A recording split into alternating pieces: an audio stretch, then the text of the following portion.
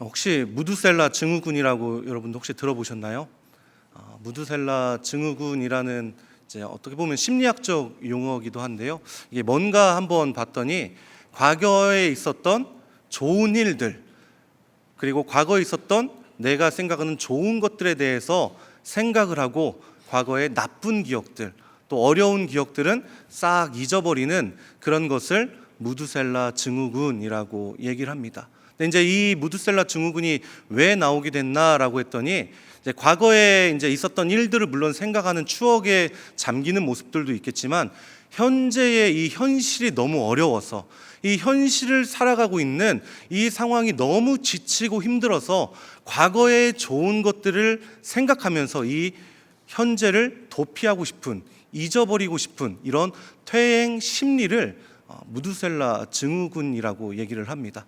예를 들면 이런 게 있을 수 있어요. 여기 보니까 부부가 좀 오신 것 같아요. 이제 부부 남자분들 같은 경우에 뭐 예를 들면 이런 게 있을 수 있습니다. 과거에 한 분씩 한 분씩 다 첫사랑이 있으실 거예요.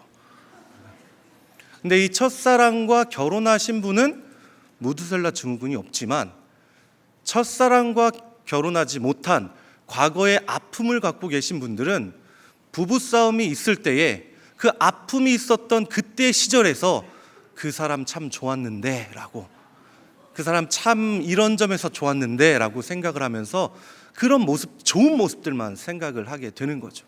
이런 것을 무드셀라 증후군이라고도 얘기합니다. 또는 일을 하고 있는 우리 여자분들 또 여성분들 계시는데 육아를 하게 되면 과거에 일했었던 부분들과 좀 많이 단절이 되게 되죠. 육아에 너무 지쳤을 때에 나 예전에 직장 상사와 정말 어려움도 있었지만 그래도 나 나름 잘 나가는 커리어 우먼이었는데 그런 것들을 생각하면서 과거를 좋게 생각하려고 하는 그런 모습들이 무드셀라 증후군으로 갈 수도 있습니다. 중요한 것은 무엇이냐면 어떠한 상황은 분명히 어려운 일이 있었는데 그 어려운 일들은 다 잊어버리고 그냥 이 좋은 기억만 생각하면서 나의 이 현실을, 또한 이 현실을 잊어버리기 위해서 발버둥치는 그런 모습들이 우리에게도 있고 그리고 여기 계신 분들에게도 있고 이스라엘 백성들 가운데도 있었습니다.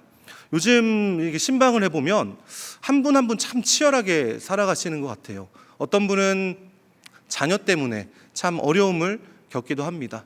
또 어떤 분은 정말로 이 하루하루를 살아갈 수 있는 그런 재정적인 여유가 있지 않으셔서 그것 때문에 정말 힘든 분들도 계십니다. 또 어떤 분들은 이 살얼음판을 걷고 있는 것 같은 가정의 상황들로 인하여서 정말로 힘겹게 살아가시는 분들도 있습니다. 물론 이게 다는 아니겠지만 여기 계신 한 분 한 분 모두가 다 어려움을, 또한 그 가운데에 정말로 하루를 어떻게 살아야 될지에 대한 고민과 걱정과 근심으로 살아가시는 분들도 있을 거라고 생각을 합니다. 그리고는 예전을 추억하고 예전에는 좋았는데, 예전에 이랬는데 나는 지금 이건 뭔가, 하나님 도대체 이건 뭡니까? 예전에 그 좋았던 게 계속 유지되게 하면 얼마나 좋겠습니까? 그런데 지금 나의 모습을 보니 이게 도대체 뭡니까? 라고 우리는 상황을 불평하기도 하고 현실을 원망하기도 하고 마치 이 상황을 허락하신 것과 같은 하나님께 우리가 불평을 할 때도 있습니다. 근데 그것이 우리에게만 있는 게 아니라 과거 이스라엘 백성들 가운데도 동일하게 있었다라는 거예요. 우리에게만 있는 게 아니라 이스라엘 백성들, 출애굽했던 이스라엘 백성들도 이러한 모습이 동일하게 나타나고 있었습니다. 오늘 본문 1절을 보면 이렇게 기록이 되어 있습니다. 이스라엘 자손의 온 회중이 엘림에서 떠나 엘림과 시내산 사이에 있는 신광야에 이르니 애굽에서 나온 후 둘째 달 15일이라 라고 기록이 되어 있습니다. 6월절 때 이스라엘 백성들이 떠나게 되는데 그 날은 첫째 달 15일입니다. 그리고 지금 신광야에 이르는 이때는 둘째 달 15일이에요. 그러니까 지금 이스라엘 백성들이 이집트를 떠나서 지금 신광야에 있는 이 기간을 계산해 보면 약 30일 정도의 시간이 지났습니다. 하나님의 말씀에 순종해서 출애굽을 하고 그리고 나왔을 때에 모든 것이 다 순탄치만은 않았습니다.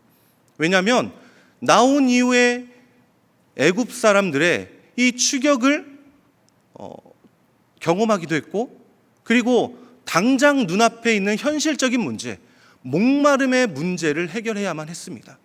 출애굽기 15장에는 이 목마름을 해결해 가시는 하나님의 능력이 나타나 있습니다.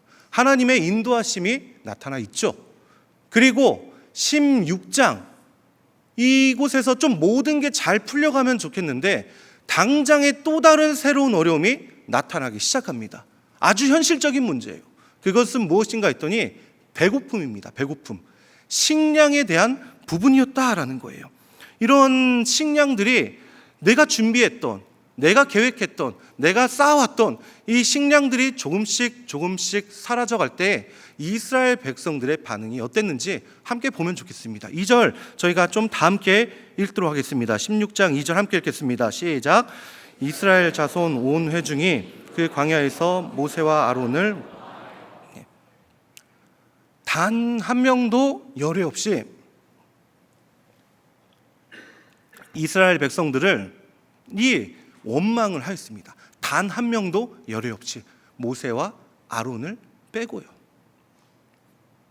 근데 여기서 원망하다라는 이 말이 조금 더 와닿게 설명을 해드린다면 이런 의미예요. 으르렁거리다라는, 짐승이 으르렁거리다라는 그런 의미입니다.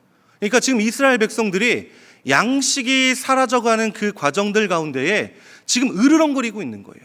보통은 짐승들이 으르렁거릴 때는 내가 먹이를 구해야 될 때, 또는 내가 위협을 당할 때에 으르렁거리는 그런 모습을 보이는데, 오늘 이스라엘 백성들이 지금 모세와 아론에게 으르렁거리고 있다는 거예요. 그런데 이게 단지 모세와 아론에게만 으르렁거리고 있는 것인가 라고 생각한다면, 엄밀히 따졌을 때는 지금 이 모든 상황을 인도해 가고 계신 하나님 앞에 이스라엘 백성들이 으르렁거리고 있다라고 볼 수가 있습니다.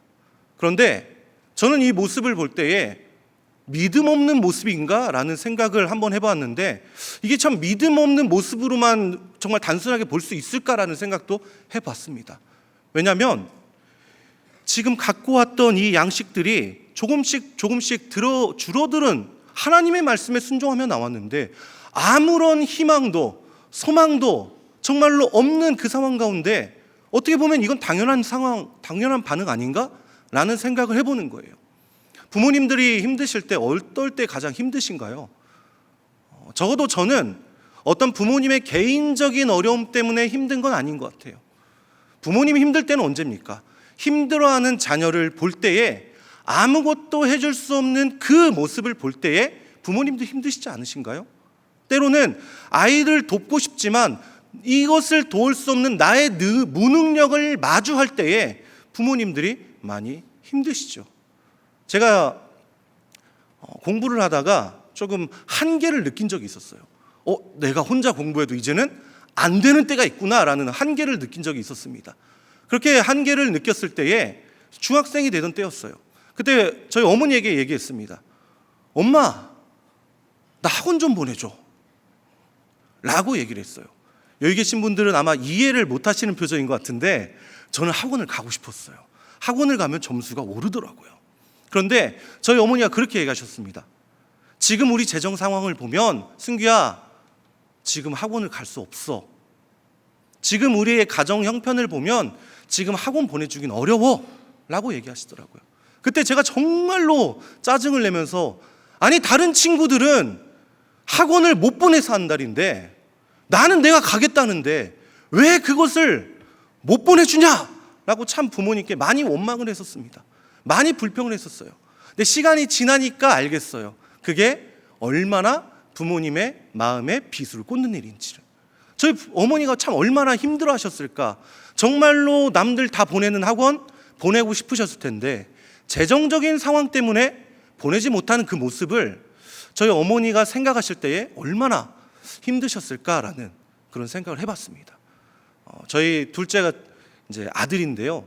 태어나자마자 조금 심장 쪽에 좀 어려움이 있어서 좀 바로 중환자실로 이렇게 갔어요. 그러니까 인큐베이터에 아이를 데리고 구급차를 타고 바로 중환자실로 갔었습니다. 근데 중환자실, 아마 신생아를 중환자실에서 봤던 부모님은 아실 거예요. 가면 두 가지를 해요. 두 가지를. 첫 번째는 뭐냐면 눈을 스티커로 붙입니다. 그리고 두 번째는 입 쪽에 무슨 마개 같은 거를 이렇게 해요. 이렇게 아마 우유를 먹을 수 있도록 하는 뭐 그런 게 아닐까 싶은데요. 그 모습을 보고 그 꼬물꼬물거리는 그 아이를 볼 때에 제가 해줄 수 있는 게 아무것도 없는 거예요. 제가 그 아이를 볼 때에 아무것도 해줄 수가 없는 거예요. 그때 참 저의 이 무능력으로 인한 어려움을 참 깊이 좀 생각하고 그 가운데 참 어려움을 겪었던 시간들이 생각이 납니다. 이스라엘 백성들도 마찬가지 아니었을까요? 나귀를 타고 가는 자녀가 이렇게 얘기할 거 아니에요. 엄마, 아빠, 배고파요. 이제 좀 우리 밥 좀 주세요. 라고 하는데 주머니에 양식이 오늘 거밖에 없는 거예요. 주머니에 먹을 양식이 지금 오늘 거밖에 없는 거예요. 그럴 때에 원망하지 않겠어요? 불평하지 않겠어요? 오히려 이 상황을 허락하신 하나님, 오히려 이 가운데 인도해 가신 하나님에 대한 불평이 없을까? 아니요, 저는 있었을 것 같아요.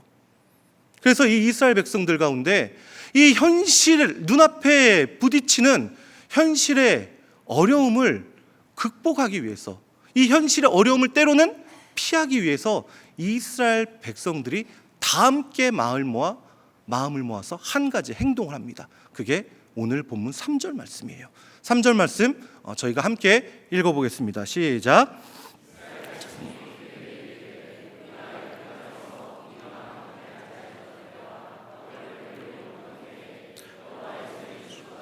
좋았을 것을 너희가 이 광야로 우리를 인도해내어 이 온 회중이 주려 죽게 하는도다. 아멘. 여러분, 사람이 진짜 어렵잖아요. 제대로 상황 파악을 못해요. 진짜 어려운 위기가 닥치잖아요. 그러면 이 상황을 제대로 판단할 수 있는 능력이 거의 대부분 없습니다. 이스라엘 백성들도 마찬가지였어요. 이 상황 가운데 아직 배고파서 죽은 사람이 단 한 명도 없었어요. 그런데 오늘 이스라엘 백성들은 믿음으로 선포해요. 무슨 믿음이냐면 우리 다 굶어 죽게 되었다. 엄청난 믿음이죠. 단 한 명도 죽지 않았지만 모두가 죽을 거라는 그 믿음. 이스라엘 백성들이 그렇게 지금 보고 있는 거예요. 두 번째로는 이 떡에 대한 부분입니다. 고기가마도 마찬가지예요. 우리가 고기가마 곁에 있었을 때에 라고 얘기해요. 근데 사실 이스라엘 백성들은 고기가마 곁에 있지 않았어요. 그 고기가마는 이집트 사람들이 쓰던 거지 이스라엘 백성들이 쓰던 건 아닙니다. 그런데 그럼에도 불구하고 우리는 고기가마 곁에 늘 있었어요. 우리는 고기가마 곁에 있어서 날마다 우리가 원하는 고기를 먹을 수 있었습니다. 그런데 이게 뭔가요? 우리가 나오고 나니까 고기 한 점 먹을 수 없습니다. 고기 한 점 생각할 수도 없습니다. 이게 뭔가요?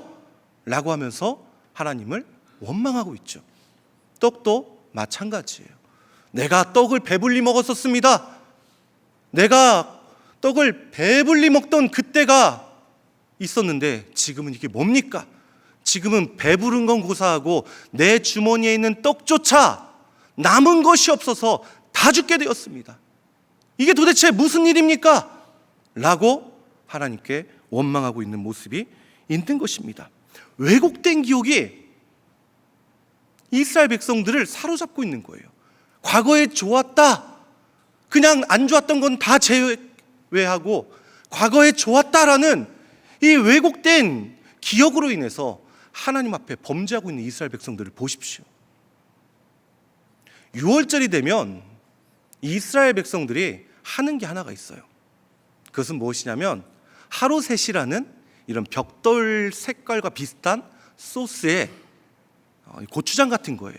거기에 쓴 나물을 찍어 먹습니다. 그러면서 우리 조상들 예전에 애굽에서 이집트에서 열심히 벽돌 만들고 고생했던 그때를 우리가 잊지 말자. 라고 하면서 하루셋이라는 소스에 쓴나물을 찍어 먹어요. 그리고 소금물을 마십니다. 우리 조상들이 예전에 정말로 하루하루 눈물로 버텼던 그 시간을 우리 잊지 말자 라는 의미로 소금물을 마십니다. 그러니까 지금 이스라엘 백성들의 현실은 어땠냐면 하루하루 바로가 주는 그냥 그 부족한 양식을 겨우겨우 먹고 겨우겨우 살아갈 수 있는 게 이스라엘 백성들의 현실이었어요. 얼마나 됐죠? 30일 됐습니다. 30일이 지난 이후에 이스라엘 백성들이 하는 얘기는 나 고기 배부르게 먹었는데요. 나 떡 배부르게 먹었었는데요. 그런데 하나님, 이게 뭡니까? 이게 뭡니까? 영적인 무드셀라 증후군에 빠져서 지금 과거의 좋은 것들을 잘못된 기억으로, 왜곡된 기억으로 생각하면서 하나님을 원망하고 있는 이 이스라엘의 모습들, 그게 우리의 모습이 될 수도 있습니다. 지금 저희 본당에는 거룩과 성숙이라는 이 단어가 기록되어 있습니다. 아마 매주 예배를 드리실 때에 본당 앞에 있는 거룩과 성숙이라는 이 단어를 보실 거예요. 거룩과 성숙은 단회적인 게 아닙니다. 거룩과 성숙은 지속성 있게 연속적으로 계속해서 나아가야 되는 거예요. 그런데 우리는 이렇게 생각하죠. 나 예전에 은혜 충만했어. 나 예전에 기도 열심히 했어. 나 예전에 정말로 예배 가운데 뜨거운 감격이 있었어. 과거의 어떠한 어려움들은 제끼고 단지 그거 좋았어라는 것만 생각하고, 그런데 지금은 나 왜 이러지? 하나님, 나 예배 열심히 드렸잖아요. 나 열심히 봉사했잖아요. 나 정말 최선을 다해서 기도 오래 했잖아요. 근데 지금 이게 뭡니까? 라고 불평을 하고 있다면, 과거의 좋은 추억만을 생각하고 지금의 불평 가운데 있다면, 사실 우리도 이스라엘 백성들과 같은 영적인 무드셀라 증후군에 놓여 있다라는 것을 우리 스스로 기억해야만 합니다. 나는 과연 영적인 무드셀라 증후군이 없나?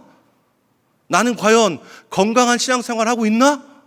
모든 것을 하나님께 탓으로 돌리고 그렇게 살아가는 것은 아닌가?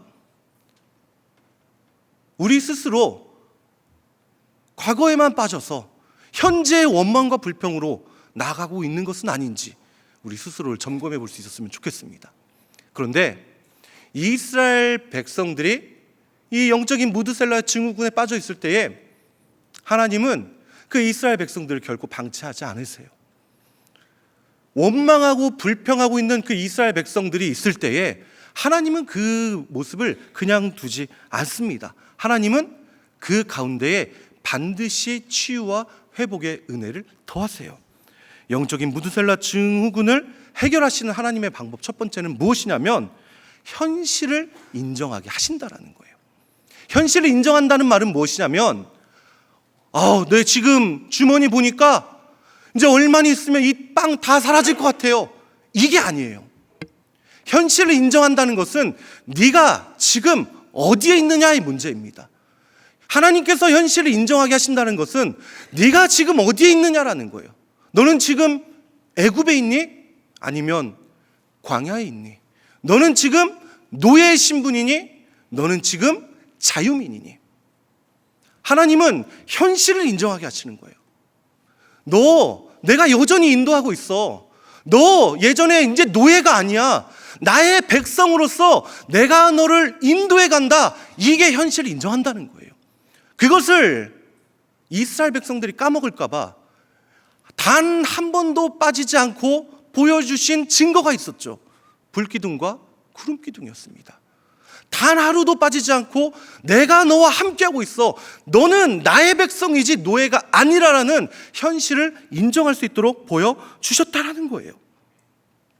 그럼에도 불구하고 여전히 현실을 인정하지 못하는 이스라엘 백성들 가운데 하나님께서 4절 말씀을 통해서 다시금 현실을 인정하게 하십니다. 4절 말씀 함께 읽어보겠습니다.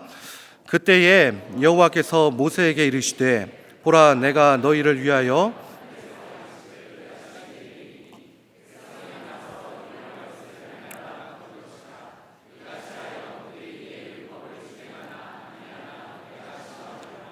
아멘. 4절에서 유심히 봐야 될 그 말씀은 뭐냐면 그때예요. 그때에 하나님께서 이스라엘 백성들을 인도해 가실 때에 병거와 군사들이 쫓아옵니다. 그때에 홍해 길을 여셨어요. 물이 없어서 목마른 가운데 죽을 수밖에 없는 그런 현실 가운데 그때에 하나님은 반석에서 물을 내셔서 이스라엘 백성들을 살렸습니다. 먹을 게 없어서 죽어가는 그때에 하나님께서는 만나와 메추라기를 통하여서 이스라엘 백성들을 먹여 살리셨다는 거예요. 하나님은 그때의 은혜를 통해서 너희는 노예가 아니야. 너희는 내 백성이야. 너희는 내가 끝까지 인도해가는 나의 백성이다라는 것을 지금 보여주고 있는 거예요. 그것을 통해서 그때를 통해서 이스라엘 백성들이 하나님을 인정할 수 있도록 도와주시고 인도해 가셨다라는 겁니다. 때로는 우리가 기도할 때에 간구할 때에 아무런 응답이 보이지 않는 것처럼 아무런 응답이 없는 것처럼 그렇게 느껴지기도 합니다. 간구해도 부르짖어도 그리고 주님의 은혜를 구하여도 어떨 때는 아무런 반응 없이 하나님 진짜 내 기도 들어주시고 계시나? 내가 이 정도 기도했는데 왜 변화가 없지? 라고 하는 그때에도 하나님께서는 우리의 상황과 현실 가운데 가장 적절한 때에 은혜를 더해 주실 것을 기다리고 계십니다. 우리가 볼 때에 어떠한 현실의 변화가 없다라고 낙심하지 마십시오. 하나님은 과거 이스라엘 백성들을 그때의 은혜로 나는 지금 애굽에 있는 사람이 아니구나. 나는 지금 광야에 있지만 가나안 땅으로 들어갈 사람이구나 라는 현실을 인정하게 해주셨습니다. 말씀에 이런 말씀이 있습니다. 우리가 선을 행하되 낙심하지 말지니 포기하지 아니하면 때가 이름에 거두리라. 그때예요. 그때에 하나님의 때가 이르면 하나님의 때가 이르는 그때에 하나님께서 거두게 하심을 믿으시길 바랍니다. 두 번째로 우리의 영적인 이 무드셀라 증후군을 이길 수 있도록 하나님께서 더해 주시는 하나의 또 은혜는 무엇이냐면 기억을 기억으로 덮게 하신다라는 거예요. 이스라엘 백성들의 주머니에는 바로가 준 빵이 들어 있습니다. 이스라엘 백성들의 지금 주머니에는 이집트 왕이 준 떡이 들어 있습니다. 떡을 꺼내나 볼 때마다 떡을 꺼내서 먹을 때마다 이스라엘 백성들은 의도하든 의도하지 않든 이 양식 바로가 줬지, 이 양식 바로가 줬지 라는 것을 생각할 수밖에 없죠. 그런데 왜 우리 하나님은 안 주시지? 이제 떨어질 때 됐는데 왜 하나님은 안 주시지? 그러한 마음의 어려움이 있을 수도 있습니다. 근데 하나님은 그 생각 잘못됐다라고 얘기합니다. 너희 고기 배불리 먹었다고? 빵 배불리 먹었다고? 그 잘못된 기억이야. 그 기억 잘못된 거야. 내가 너에게 진짜 기억을 심어줄게. 이스라엘 백성들이 원망했던 빵과 고기를 하나님이 이스라엘 백성들 가운데 매일매일 더해 주십니다. 바로가 너희를 풍성하게 하는 게 아니야. 바로가 너희를 채워주는 게 아니야. 그 기억을 잊고 매일매일 채우는 나를 바라봐라. 매일매일 채우는 나를 의지하면서 살아가라. 하나님 만나와 메추라기를 통하여서 바로가 주는 게 아니라 내가 너희의 인생 책임진다라는 것을 보여주시고 계십니다. 과거의 잘못된 기억이 아니라 하나님으로 말미암은 올바른 기억으로 하루하루를 살아갈 수 있도록 도와주시지요. 한 성도님을 만났습니다. 작년에 만났던 성도님인데 몸이 좀 불편하신 성도님이세요. 참 작년에 많이 불편하셨기 때문에 한편으로는 잘 회복되시면 좋겠는데 라는 그 마음이 참 컸습니다. 그리고 또 최근에 또 만났었는데 너무나 예전과는 다른 정말로 건강한 모습으로 회복된 모습을 보았습니다. 과거에 잘 나가시다가 갑작스러운 개인적인 어려움으로 인해서 건강을 잃으셨을 때에 그때에 얼마나 어려우셨겠어요. 그런데 오늘 이렇게 말씀하시더라고요. 그 과거에 어려움은 있었지만 그래도 그 가운데 하나님이 함께 해주셔서 감사합니다. 지금은 아직 완전히 회복된 건 아니지만 그럼에도 불구하고 하나님께서 회복시켜 주실 줄 믿습니다. 이렇게 얘기하시더라고요. 과거의 잘못된 기억에 하나님의 은혜의 기억이 덮으니까 그게 감사한 거예요. 과거의 잘못된 기억에 하나님의 은혜가 덮이니까 그 하나하나가 주님 앞에 영광 올려드리는 거예요. 여러분, 우리가 그랬으면 좋겠습니다. 과거의 잘못된 기억들, 왜 그렇습니까가 아니라 하나님이 나에게 더해주신 그 은혜의 기억을 붙들고, 은혜의 말씀을 붙들고, 약속의 말씀을 붙들고 한 걸음 한 걸음 걸어가실 수 있는 귀한 우리 성도님들 되시기를 주님의 이름으로 축복합니다. 찬송가 370장은 이래요. 내 두려움이 변하여서 기도가 되었대요. 전날의 한숨이 변하여 노래가 되었대요. 그 말씀이 시편 30장 11절에도 동일하게 기록이 되어 있습니다. 이 말씀 저희가 함께 읽을 수 있었으면 좋겠습니다. 함께 읽겠습니다.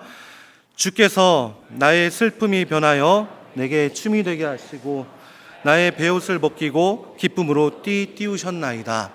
아멘. 우리의 과거에 혹시 어려웠던 또한 슬픔의 그런 기억들이 있었다면 하나님께서 함께하여 주셔서 그 슬픔의 기억이 아닌 기쁨의 노래가 되게 하실 줄 믿습니다. 때로는 베옷으로 인하여서 정말로 하나님 이 베옷을 어찌해야 됩니까? 라고 눈물 흘리며 주님 앞에 나아가는 그 한 분 한 분 주님이 결코 잊지 않으시고 기쁨으로 띠띠우게 하실 줄 믿습니다. 하나님의 말씀에 순종해도 여전히 우리 가운데는 어려움이 있을 수 있습니다. 그때마다 다시금 그때의 현실을 인정하게 하시는 그 하나님을 붙들고 나아가시는 우리 성도님들, 그리고 때로는 어렵고 힘든 상황에도 과거의 어려운 기억이 아닌 그 가운데 말씀으로 인한 새로운 기억으로 덧입혀 주셔서 소망을 품고 나아가게 하시는 하나님을 의지하며 나아갈 수 있는 우리 모든 성도님들 되시기를 주님의 이름으로 축복합니다.